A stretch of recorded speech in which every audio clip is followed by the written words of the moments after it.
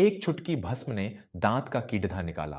खोखला दांत नया और बेटे का घमंड चूर। जिस पिता ने जीवन भर सूत काट कर बेटे को विदेश जाने लायक बनाया, आज उसी बेटे ने पिता के कीधे लगे दांत को मनहूस बताकर उन्हें घर से निकालने की ठान ली। लेकिन एक छुटकी भस्म ने ऐसा चमत्कार किया कि दांत का दर्द भी गया और बेटे की आंखों पर पड्डधा लालच का पर्दा भी। बनारस के पुराने घाटों के पास कभी हरिप्रसाद जी के करघे की खटर पटर गूंजती थी। वे रेशम के धागों के एक बहुत बड्ढे और मशहूर बुनकर थे। उन्होंने अपने जीवन में न जाने कितनी ही सुहागिनों के लिए अनमोल जोधे बुने, लेकिन अपने स्वयं के नसीब में वे केवल एक ही धागा बुन पाए, अपने इकलौते बेटे कपिल की सफलता का धागा। करघे की उस धूल और दिन रात की मेहनत ने हरिप्रसाद जी को समय से पहले बूढ़ा कर दिया था। अपना पुश्तैनी घर और करघा बेचकर उन्होंने कपिल को उच्च शिक्षा दिलाई। कपिल अब महानगर की एक बहुत बड़ी कंपनी में ऊंचे पद पर था और अपनी महत्वाकांक्षी पत्नी स्नेहा के साथ एक बहुमंजिला और आलीशान इमारत में रहता था। हरिप्रसाद जी अब उसी इमारत के एक छोटे से कमरे में अपना जीवन काट रहे थे। महानगर की चकाचौंध उन्हें कभी रास नहीं आई। पिछले कुछ महीनों से हरिप्रसाद जी एक भयानक शारीरिक कष्ट से गुजर रहे थे। उनकी दाढ़ में एक बहुत गहरा कीधा लग गया था। वह दांत अंदर से पूरी तरह खोखला हो चुका था और मसूद्धों में इतनी सूजन थी कि उनका मुंह तक टेढ़ा लगने लगा था। पानी का एक साधारण सा घूंट भी जब उस खोखले दांत से टकराता तो ऐसा लगता मानो किसी ने नसों में खौलता हुआ तेल डाल दिया हो। वे रात रात भर करवटें बदलते और दर्द से कराहते रहते थे। इन दिनों कपिल और स्नेहा अपने जीवन के एक बहुत बड़े बदलाव की तैयारी कर रहे थे। वे हमेशा के लिए अपना देश छोड़कर सात समंदर पार विदेश में बसने वाले थे। उनकी विदेशी नागरिकता का काम एक दलाल के माध्यम से हो रहा था, जिसके लिए वे अपनी महानगर की सारी संपत्ति बेचने वाले थे। घर में हर समय तनाव और भाग दौड़ डच का माहौल रहता था। एक रात हरिप्रसाद जी के दांत का दर्द अपनी चरम सीमा पर पहुंच गया। कीधा जैसे उनकी दाढ़ को अंदर से चबा रहा था। असहनीय पीड़ा के कारण वे अपने कमरे से बाहर हॉल में आ गए, जहां कपिल और स्नेहा कुछ कागजात देख रहे थे। बेटा कपिल, मुझसे अब यह पीड़ा और नहीं सही जाती। ऐसा लगता है जैसे कोई मेरे जबड़े में कीलें ठोक रहा है। मुझे किसी अस्पताल ले चल बेटा। ये खोखला दांत मेरी जान ले लेगा। हरिप्रसाद जी ने अपना सूझा हुआ गाल पकड़े हुए कांपती और रुंधती आवाज में कहा। कपिल ने अपने कागजात मेज पर पटके और बहुत ही कठोर स्वर में बोला, पिताजी, आपको समझ में नहीं आता कि हम कितने बड्ढे तनाव से गुजर रहे हैं। कल हमारा विदेशी नागरिकता का सबसे बड़ा सौदा होने वाला है और आपको अपने दांत की पड्ढी है। मैंने आपको उस डॉक्टर के पास भेजा तो था, उसने कहा है कि यह दांत उखाड़ना पड़ेगा और उसमें बहुत खर्चा आएगा। अभी हम अपना सब कुछ समेट रहे हैं। मैं आपके इस सड्डे हुए दांत पर हजारों रुपए बर्बाद नहीं कर सकता। तभी स्नेहा भी मुंह बनाते हुए बीच में बोल पड़ी, और वैसे भी पिताजी, आपके मुंह से इस सड्डे हुए दांत के कारण इतनी भयंकर बदबू आती है कि घर में बैठना मुश्किल हो जाता है। कल उस विदेशी कंपनी के लोग और हमारे मध्यस्थ यहाँ आने वाले हैं। अगर उन्होंने आपकी ये कराहने की आवाज़ें सुन ली या ये बदबू महसूस कर ली तो हमारा तो बना बनाया काम बिगड़े जाएगा। आप कल पूरा दिन अपने कमरे से बाहर मत निकलिएगा। अगर आपसे बर्दाश्त नहीं होता तो मैं कल ही आपके लिए शहर के बाहर किसी वृद्धाश्रम में बात कर लेती हूँ। हरिप्रसाद जी की बूढ़ी आंखें भर आईं। जिस बेटे की एक मुस्कान के लिए उन्होंने अपनी जवानी के दिन करघे पर जला दिए, आज उसी बेटे को पिता का दर्द एक मनहूसियत लग रहा था। वे चुपचाप अपने कमरे में लौट गए और जमीन पर बैठ गए। दर्द दांतों में नहीं, बल्कि उनके हृदय को चीर रहा था। वह दांत सचमुच उनके और कपिल के रिश्ते की तरह खोखला हो गया था, जिसे अब कपिल हमेशा के लिए उखाड़ कर फेंक देना चाहता था।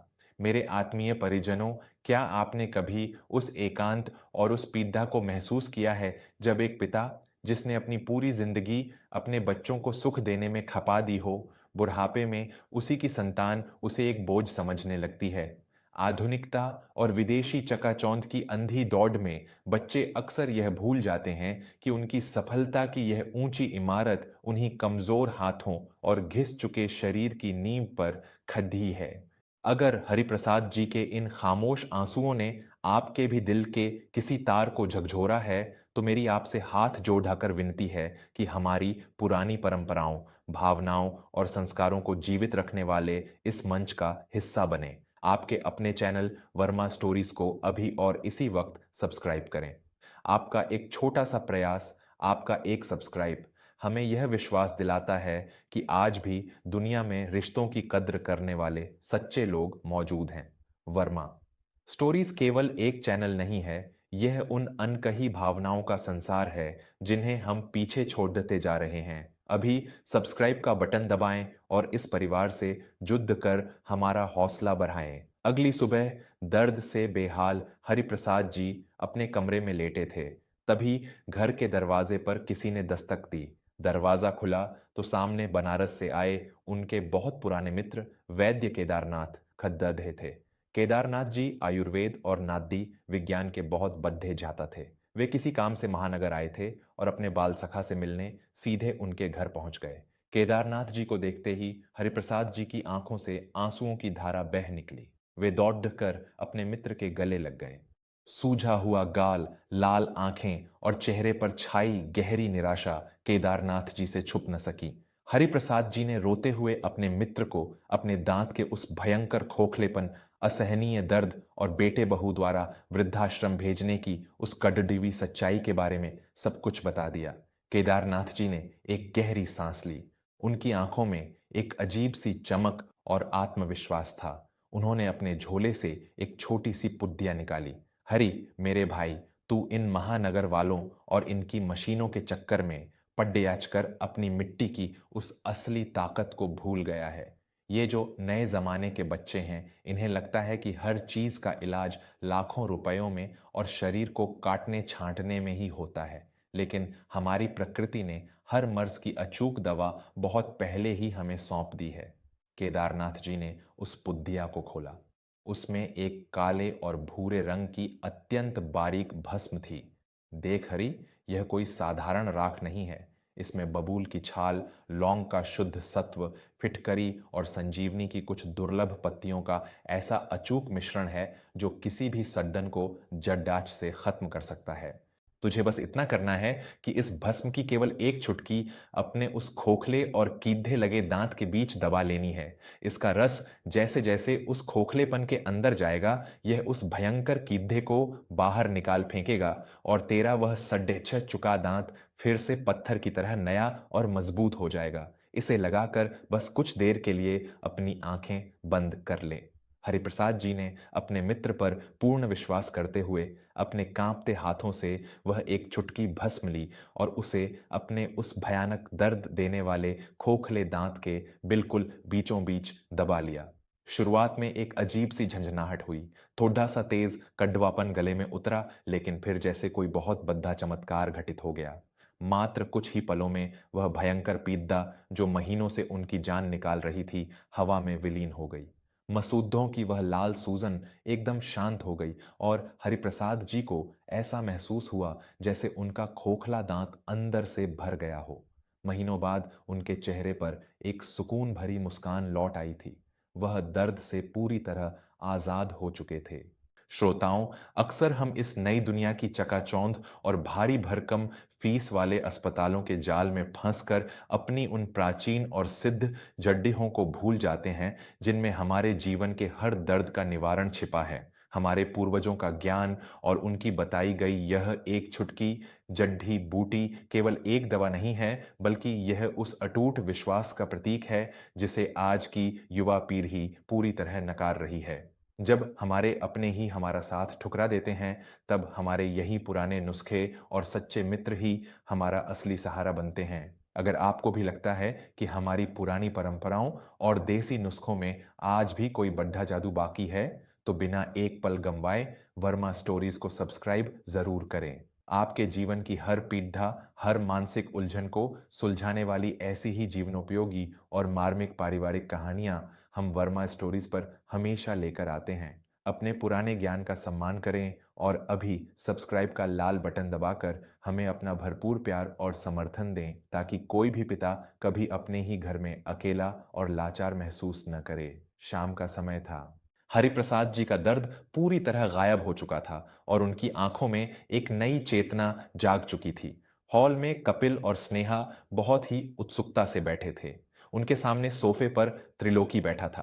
त्रिलोकी वही मध्यस्थ था जो उन्हें विदेशी नागरिकता दिलाने वाला था। मेज पर ढेरों कानूनी कागजात रखे हुए थे। त्रिलोकी ने एक कुटिल मुस्कान के साथ कपिल की ओर कागज बढ़ाते हुए कहा, कपिल बाबू, आप बिल्कुल फिक्र मत कीजिए, बस इन कागजों पर अपने हस्ताक्षर कर दीजिए। इसके तहत आप अपनी इस सारी संपत्ति और अपने सारे बैंक खातों का अधिकार मुझे सौंप रहे हैं और कल सुबह ही आपको विदेशी नागरिकता का वो पक्का पत्र मिल जाएगा। यह तो बस एक छोटी सी सरकारी औपचारिकता है। कपिल विदेश जाने के लालच में पूरी तरह से अंधा हो चुका था। उसने बिना कुछ सोचे समझे अपनी कलम उठा ली। स्नेहा भी खुशी खुशी पास खद्दी अपने सुनहरे भविष्य के सपने देख रही थी। कपिल जैसे ही उन कागजों पर हस्ताक्षर करने वाला था, अचानक एक कड़कती हुई आवाज हॉल में गूंजी, रुक जा कपिल, उस कलम को वहीं छोड़ दे। कपिल और त्रिलोकी ने पलट कर देखा। सामने हरिप्रसाद जी खड़े थे। कल तक जो पिता दर्द से झुककर चलता था और हर पल कराहता रहता था, आज उसकी कमर बिल्कुल सीधी थी और चेहरे पर एक पुराना रौबदार तेज लौट आया था। दांत का दर्द खत्म होने से हरिप्रसाद जी का पूरा आत्मविश्वास और उनकी एकाग्रता लौट आई थी। हरिप्रसाद जी तेज कदमों से चलते हुए मेज के पास आए और कपिल के हाथ से वह कागज छीन लिया। पिताजी, आप ये क्या कर रहे हैं? आप फिर से बीच में आ गए। मेरा जीवन का सबसे बड़ा सौदा होने जा रहा है। आप अपने कमरे में क्यों नहीं जाते? कपिल ने अत्यधिक क्रोध में चिल्लाते हुए कहा। हरिप्रसाद जी ने बिना कपिल की बात पर ध्यान दिए उन कागजों को अपनी अनुभवी आंखों से गौर से देखा। जो आंखें बरसों तक करघे पर रेशम के सबसे बारीक धागों की पहचान करती आई थीं, उन आंखों से त्रिलोकी का वह जाली काम छुप नहीं सका। हरिप्रसाद जी ने उन कागजों पर लगी सरकारी मुहर और जल चिह्न वाटरमार्क को ध्यान से देखा और फिर वह कागज त्रिलोकी के मुंह पर दे मारा। इस धोखेबाज को धक्के मारकर बाहर निकालो कपिल। तुमने विदेश जाने के लालच में इस कागज को ध्यान से नहीं देखा। इस पर लगी हुई मुहर पूरी तरह से जाली है और जो जल चिह्न इसमें है वह भी नकली है। मैंने जीवन भर धागों की बुनावट और असली नकली की पहचान की है। इसमें स्पष्ट रूप से लिखा है कि हस्ताक्षर करते ही तुम्हारी सारी संपत्ति हमेशा के लिए त्रिलोकी के नाम हो जाएगी और तुम्हें कोई नागरिकता नहीं मिलेगी। यह तुम्हें विदेश नहीं बल्कि सीधे सडी डी डी चक पर और जेल की सलाखों के पीछे पहुंचाने वाला था। यह सुनते ही त्रिलोकी का चेहरा कागज की तरह पीला पड्डी डी डी डेच गया। उसकी चोरी रंगे हाथों पकड़ दी दी ही गई थी। वह बिना एक शब्द कहे हड्डी बिदहाहट में अपने बाकी कागज छोड़ कर वहां से उल्टे पांव भाग खद्दहा हुआ। कपिल वहीं सोफे पर धम्म से बैठ गया। उसके हाथों से पसीना छूटने लगा था। उसने जब उन कागजों को ध्यान से पढ़ा तो उसे यकीन ही नहीं हो रहा था कि वह अपने ही हाथों से अपनी पूरी जिंदगी, अपना घर, अपना व्यापार बर्बाद करने जा रहा था। स्नेहा भी सदमे में आ गई थी। हरिप्रसाद जी ने बहुत ही शांत लेकिन अत्यंत गहरी आवाज में कहा, जब मेरे दांत में कीधा लगा था और वह खोखला हो चुका था, तब तुमने भी यही कहा था कि वह बर्बाद हो चुका है और उसे उखाड़ फेंकना या मुझे इस घर से निकालकर वृद्धाश्रम भेज देना ही एकमात्र उपाय है। तुमने मेरे उस दर्द का, मेरे बुढ़ापे का अपमान किया था, लेकिन आज सुबह मेरे एक मित्र ने मुझे मात्र एक चुटकी भस्म दी। मैंने उसे सिर्फ एक बार अपने दांत में दबाया और मेरा वह खोखला दांत फिर से पत्थर जैसा नया और मजबूत हो गया। दांत तो एक चुटकी भस्म से जुड़ गया कपिल, लेकिन जो लालच और अहंकार का कीड़ा तुम्हारे दिमाग में लग गया था, वह तुम्हें आज पूरी तरह से खोखला करके सड्डड़ छक पर लाने वाला था। विदेशी चकाचौंध ने तुम्हें इतना अंधा कर दिया था कि तुम असली और नकली का फर्क ही भूल गए। कपिल के पास अपने पिता की इन सत्य और धारदार बातों का कोई जवाब नहीं था। उसे एहसास हुआ कि जो पिता कल तक एक कदम चलने के लिए मोहताज लग रहा था, जिसे वह फालतू समझकर घर से निकालने वाला था, आज उसी पिता के बरसों के अनुभव ने उसे जिंदगी की सबसे बड़ी तबाही से बचा लिया था। आधुनिक ज्ञान और पैसा उसे वह समझ नहीं दे सका जो उसके पिता के तजुर्बे ने दी थी। कपिल फूट फूट कर रोता हुआ अपने पिता के पैरों में गिर पड़ा था। मुझे क्षमा कर दीजिए पिताजी, मैं अपनी दौलत और विदेश जाने के लालच में बिल्कुल अंधा हो गया था। मैंने अपने अहंकार में उस इंसान को घर से निकालने की सोची जिसने अपने हिस्से की खुशियां जलाकर मुझे इस लायक बनाया। आपने आज सिर्फ मेरी दौलत नहीं बचाई है, बल्कि मुझे एक बहुत बद्दा सबक दिया है। असली किद्दा मेरे दांत में नहीं, मेरी सोच में लगा था। मैं अब कभी किसी पुराने नुस्खे या आपके तजुर्बे पर सवाल नहीं उठाऊंगा। हम कहीं विदेश नहीं जा रहे हैं। स्नेहा ने भी रोते हुए अपने ससुर से क्षमा मांगी। हरिप्रसाद जी ने मुस्कुराते हुए अपने बेटे को उठाया और उसे अपने सीने से लगा लिया।